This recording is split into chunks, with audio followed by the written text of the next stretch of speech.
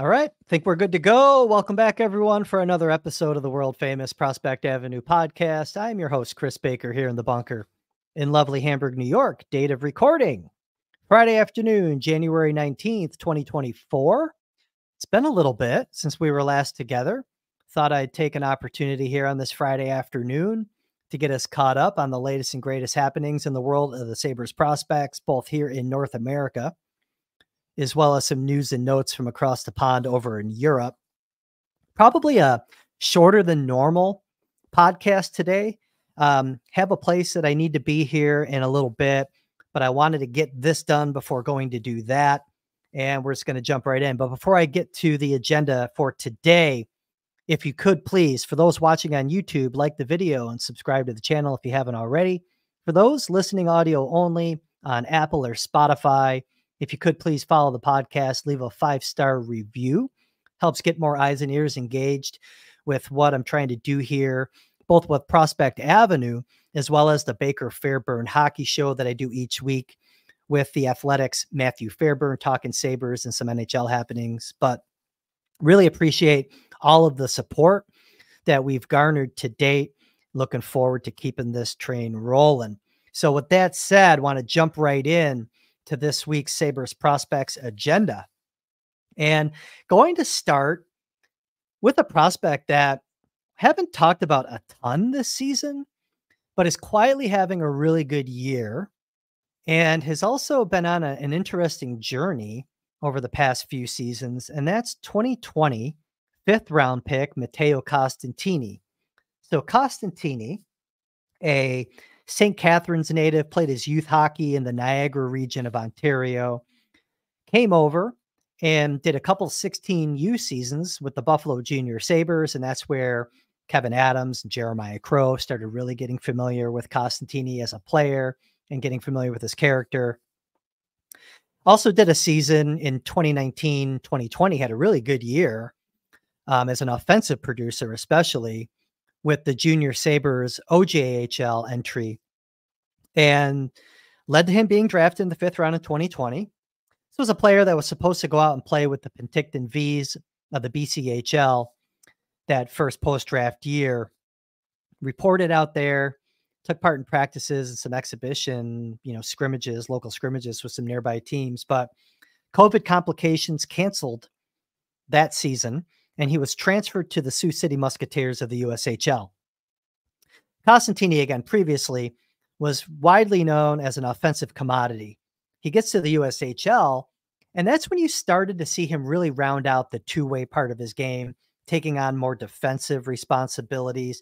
Didn't put up a ton of points, but really proved himself as a valuable middle-of-the-lineup player in the USHL, and that provided a nice foundation for him to enter the NCHC in his first year of his commitment to the University of North Dakota. Had a really good year with North Dakota as a freshman. And then last season, his second year as a sophomore, just kind of had a hard time getting in the lineup regularly, getting regular playing time. And that saw Costantini go into the transfer portal, where he ended up this season with Western Michigan. Now, it's been a really good season, like I said, for Costantini. The reason that I wanted to talk about him this week is he's quietly put together a 10-game point streak going back to November 24th.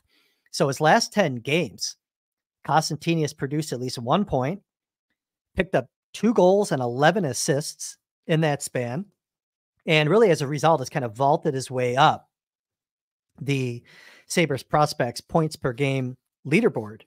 And he should be really proud of what he's doing there. It's been, like I said, a very interesting past couple of years. Seems to have found himself a nice home here to finish out his collegiate playing career.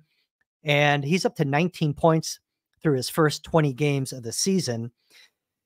Not included in that 10-game point streak was a hat trick that Costantini scored in an exhibition contest back on December 30th against U Sports opponent Western Ontario. So for those watching on YouTube right now, that's the highlight pack that I'm talking over, are the 3 goals that he scored in that exhibition.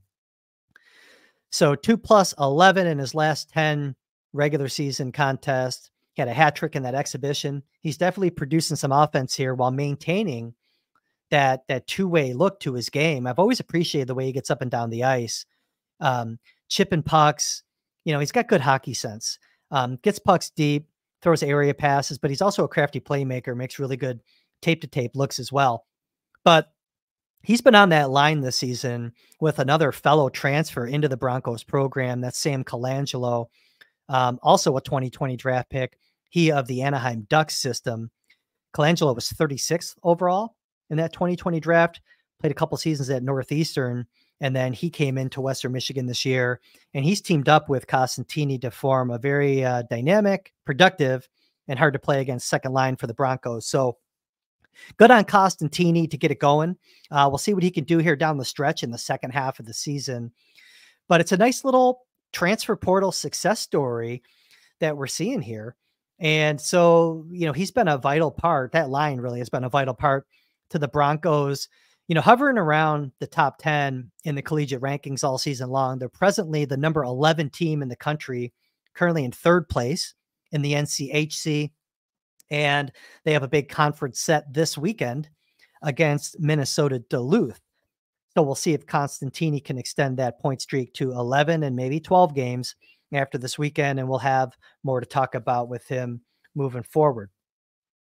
So we're going to do a hard shift here as we keep this agenda moving, and wanted to follow up on some of the players that played in the 2024 World Junior Championship, two of which are going through some positional changes right now. So we'll start with Jiri Kulich. We've seen him the past two World Juniors play wing, started his AHL career in 2022-23 as a winger. Now, if you go back last season, played wing, goes to the World Junior Championship, comes back, took him a couple games to find his footing. Brandon Biro gets hurt. Kulich moves to center, and he's been playing center pretty much ever since for like the last calendar year, I'd say, at the AHL level. Now, that February timeframe last year, like I mentioned last episode of this podcast on the World Junior Championship debrief, it was really February 1 and on when he really caught fire, just took off like a rocket, scoring a ton of goals for the Amherst. He comes back this year from the World Juniors, and, with Tyson Jost now being down there on the farm, that's kind of given Seth Eppert an opportunity to reassess and retool his offensive lines. And Kulich now 3 games back with the Amherst after the World Juniors. He's playing wing, still on a line with Isak Rosén, where he's been playing all year. He's been kind of stapled to Rosén pretty much all season, but he's back on wing now, at least for these first 3 games coming off the World Juniors. He's picked up 2 assists in those first 3 games.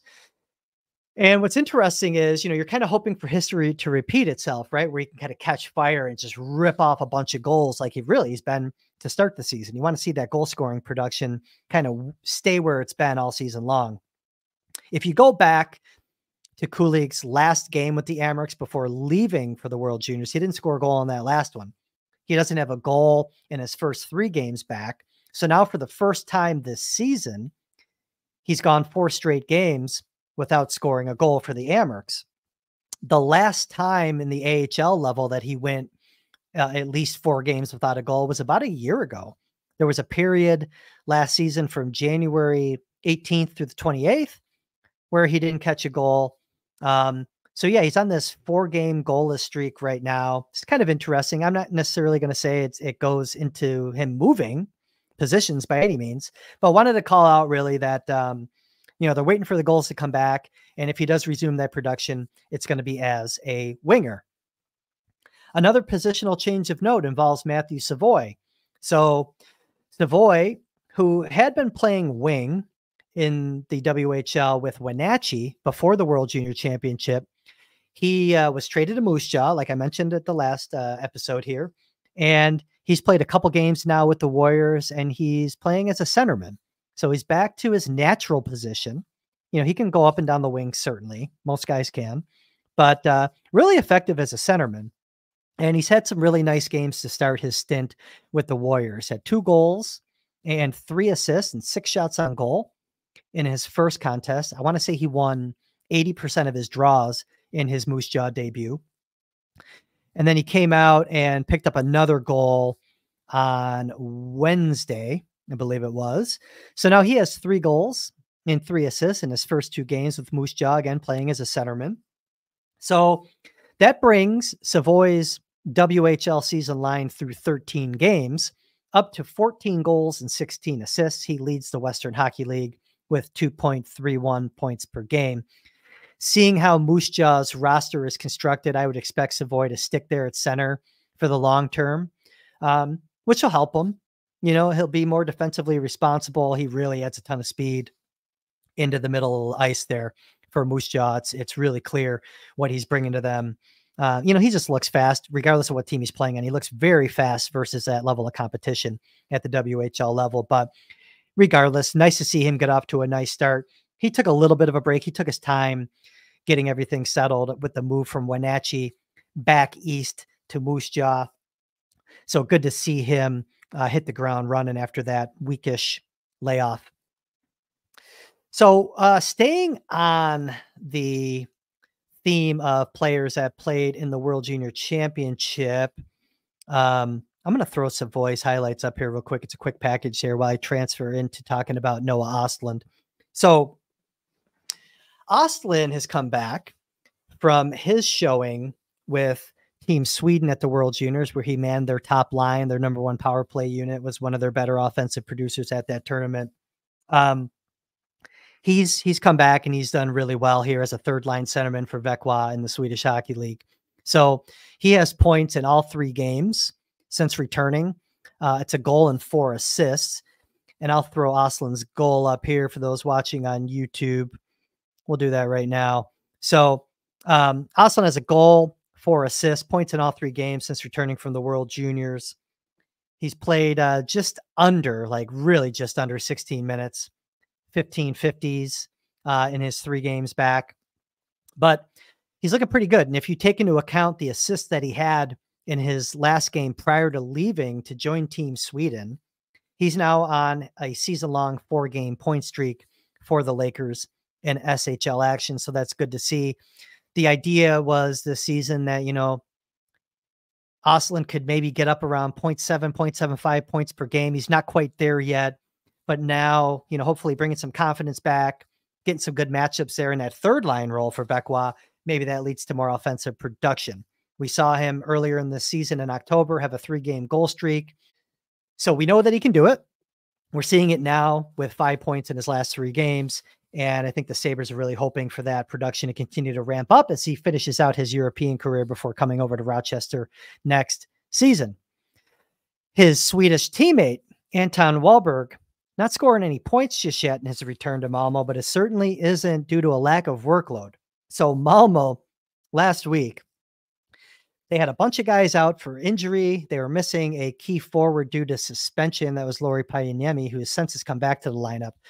But they were without 6 forwards last week. I think it was 5 injury, 1 suspension. And that put Wahlberg up top on the top line for the last 2 games. Major opportunity for him. And he went out and played in a career high 25 minutes and 31 seconds in a 3-0 loss to Airbro. Huge minutes for a still 18-year-old kid playing in Sweden's highest professional league. Getting the opportunities. I think he had 3 shots on goal in that game. Wahlberg looks really good at that level, looks really comfortable. Even when the points aren't coming, he's making an impact. And just really like the look of his game as kind of that power and skill and size blend. He's got a really interesting look to him. And not a bad skater. Like I said, he can get around really well. So points will come for him as he goes. Malmö's going to need him. You know, they got Pajaniemi back on Thursday, and I think it was 18:50 that Wahlberg went. So again, it wasn't quite 25.5 minutes that he got in that 1 game I was describing, but still a pretty big workload for an 18-year-old kid.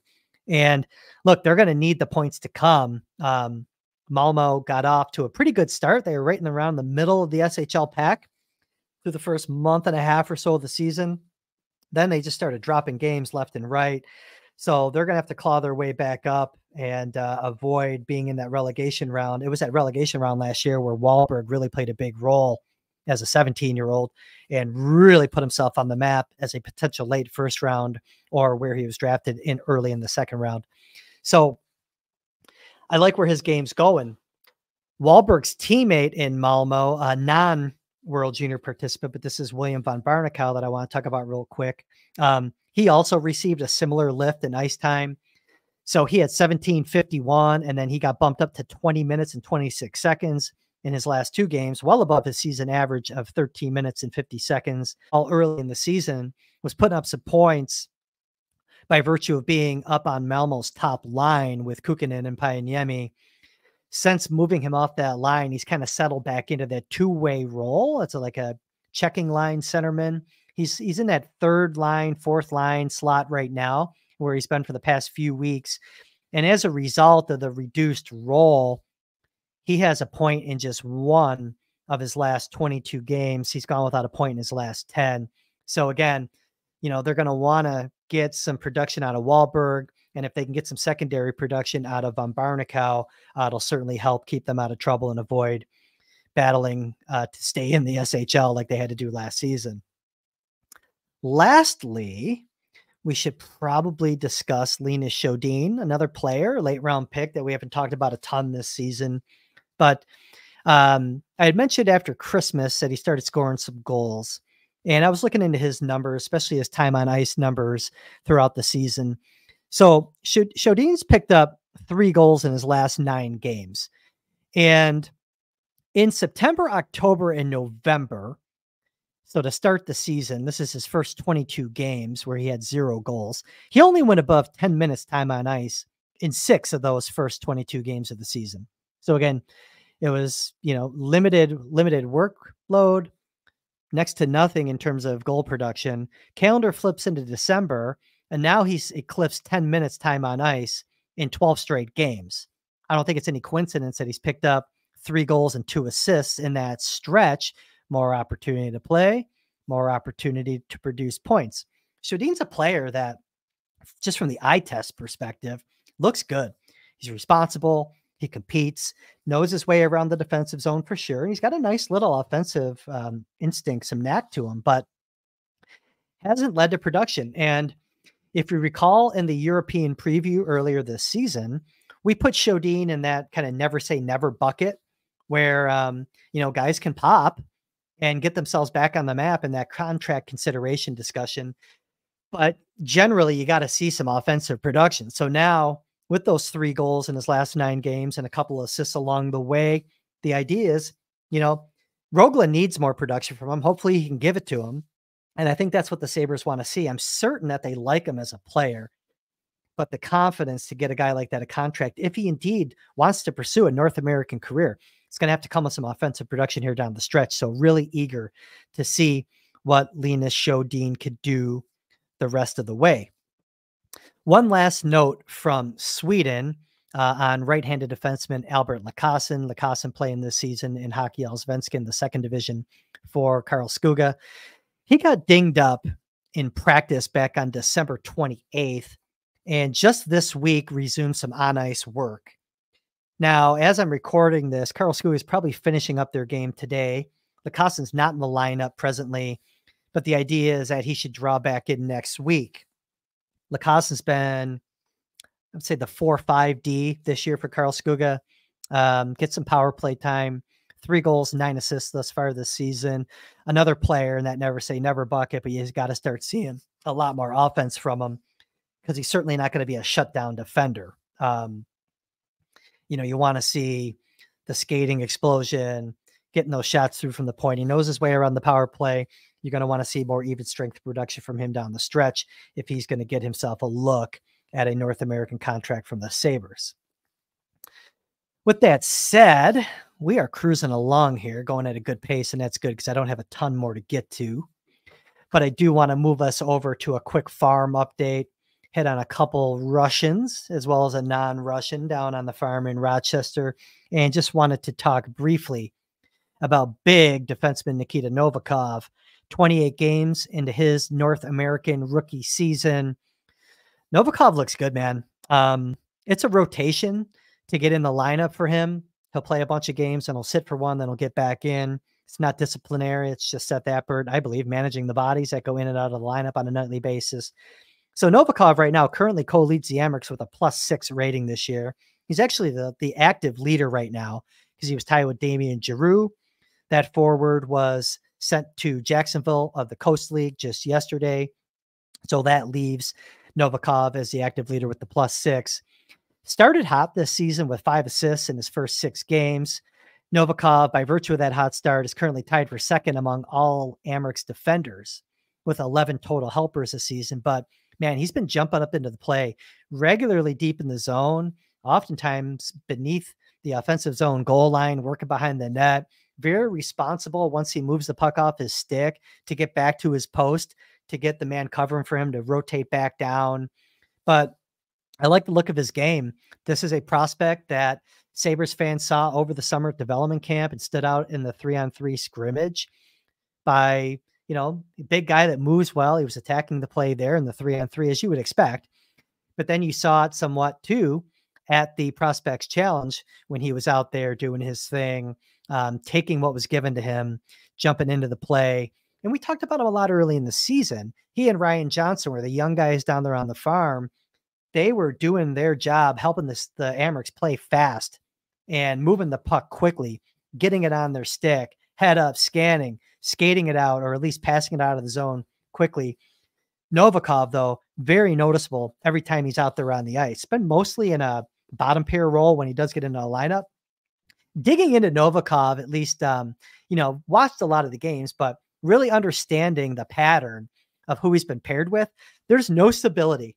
There's no comfort that you're given having a regular defensive partner in the Amerks this season. So I wrote this down. I want to review this with you. So they had their game on Wednesday. It was a 6-0 win against Lehigh Valley. He was paired with Zach Metsa. The 2 games before that, Novikov was paired with Cale Clegg. 2 games before spending some time with Clegg, he was with Metsa. 2 games before those games with Metsa, he had a 3-game stint with Joseph Ciccone. And then before that, he had 2 games with Jacob Bryson. Jacob Bryson since recalled up to Buffalo. Before he did the couple games with Bryson, he did 2 games with Nico Savoie. And then 2 games before that, he spent some time, 2 games, with Chris Jandrick. Jandrick, mostly in the Coast League this year, recently dealt to Laval. So that's a partner that he won't have moving forward. But he had 1, 2, 3, 4, 5, 6 different defensive partners in the last month or so.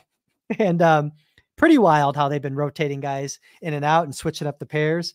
Again, it's it keeps you from getting too comfortable with one guy. I love that Seth Appert's doing that. It's also wild that he's pulling that off and Novikov succeeding in the capacity that he is. So great to see the young player jumping right in, getting acclimated to a new system, new culture, and 6 new partners in the span of a month. It's really, really something that you don't see too often in the world of hockey anyways. So another note from down on the farm, just wanted to follow up real quick. Did a little item on the last podcast about Viktor Neuchev and how he's kind of getting more comfortable as well here a couple months into his North American rookie season. And he's kept going. So Neuchev had a goal and an assist late in that Wednesday victory over Lehigh Valley to extend his point streak to 5 games. So Neuchev's a guy, he has 12 points in 26 games this season, but 8 of those have come in his last 8 games. So mentioned it was kind of good timing that we talked about it when we did. I guess it was 12 days ago, the last podcast, because he just kind of kept going. The difference is that goal and assist that he had against Lehigh Valley was with the new set of line mates. He was down the lineup now. They got Kulich back. Jose is firmly in there. Just moving some things around. Neuchev is now on, at least on paper, it's their 4th line, where he's playing left wing. Tyson Kozak's playing center, and Alexander Kizakov is on the right wing. So shots on goal, which we talked about, are still there. The production's still coming. it's great to see, because if Neuchev and Kozak are down there producing on the bottom line, they're still getting production from the usual suspects in the Amerks lineup. That's a good thing for Seth Appert to have all 4 lines going, and those young guys there at the bottom of the lineup sheet are doing their part. So I mentioned Kozak, and we love our grunt workers. I'm going to throw up the Neuchev and Kozak goals from that Lehigh Valley game here on the screen for those watching on YouTube. But we love Kozak. We've talked about him as kind of a two-way defensive forward. And I wanted to call out Kozak because I like, the way that he scored his goal on Wednesday against Lehigh Valley. This is a player, if you go back to when he was with the Portland Winterhawks, he was always out there guarding the opposition's top line. Now, he put up some nice points at the junior level. I think professionally, you want to see him get his share of points, but it's not going to be his primary responsibility. He's going to be that checking line centerman, and came out in that game against Lehigh Valley on Wednesday on that line with Kizakov and Neuchev scored a really nice goal. I'm going to throw it up on the screen here for those watching on YouTube. So I'll describe it for those listening audio only. Puck's going to come to Kozak. He's going to kind of get control of it at the blue line, skate right down the slot, have a guy draped on his back, get it to his forehand, and score the goal with 2:42 left in the third period to put the Amerks up 5-0.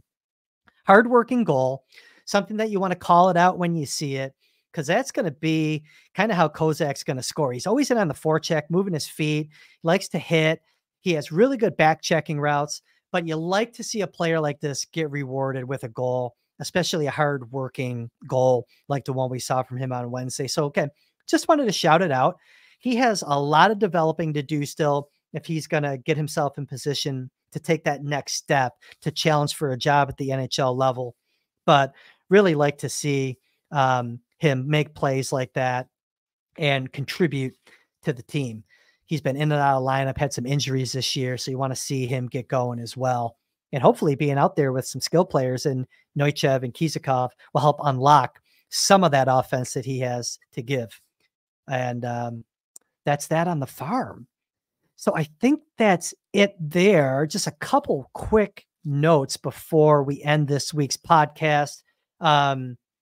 Some of that logjam that's existed all year down on the farm was eased a week ago when Kevin Adams traded Filip Cederqvist's NHL contract to the Montreal Canadiens for the purpose of really helping the Canadiens AHL affiliate in Laval manage through a lot of injuries that they were having. So I mentioned that they sent the AHL contract in Jandrick to Laval. They also sent Cederqvist there. Now, it wasn't just a charity move. I think this was also Kevin Adams giving Cederqvist an opportunity simply and get more clarity on what his North American future might look like. There have been whispers coming out of the Swedish press in recent weeks that Cederqvist was considering a move back to the SHL next season, potentially with Frölunda. And so this move to Laval will give Cederqvist the opportunity to play more than he was in Rochester. He was kind of down on the lower lines when he was getting in the lineup. And we appreciated Cederqvist here. I mean, I liked him. I mean, he was given opportunity at the Prospects Challenge. If you recall, he had a featured role on that line with Savoie and Benson, but, he wasn't going to get that same type of featured role in Rochester. And it wasn't just the guys in Rochester that he was competing against. Even moving forward, if he was going to stay in the organization, stay in North America, there's going to be a steady influx of more dynamic, offensive-minded forward prospects coming in. Just a lot of bodies for Cederqvist to cut through. So he gets moved, earned a couple decent bucks here over the past couple of seasons with signing bonus money and his AHL salary. I think he can certainly afford to make a good chunk of change if he was to go back to the Swedish Hockey League. But like I said, I think that getting this fresh start and finishing out this season where he's going to have opportunity to play will give him clarity. Big body, 6'3", 200 plus pounds, power forward, just a mule beneath the goal line, gets things downhill when he gets the puck around the net. Appreciated the effort, but just a numbers game that he was a victim of here in Buffalo. A couple other quick notes on player movement coming out of the holiday break. Joel Ratkovic-Berndtsson has started the season with FPS in Finland's second division with Mestis. He had 4 goals and 11 points in 22 games there. Went home for the holidays, I think he decided to stay home for the holidays because he has since joined Kristianstad of Sweden's third division, where he now has 3 assists in his first 4 games. So he goes from Finland's second division to Sweden's third division. This is a player very skilled offensively, has some runway still ahead of him over the next couple of seasons to see if he can get back into Hockey Allsvenskan next season, or maybe even the SHL. Has a lot of tools, just needs to find himself an opportunity as a 20-year-old.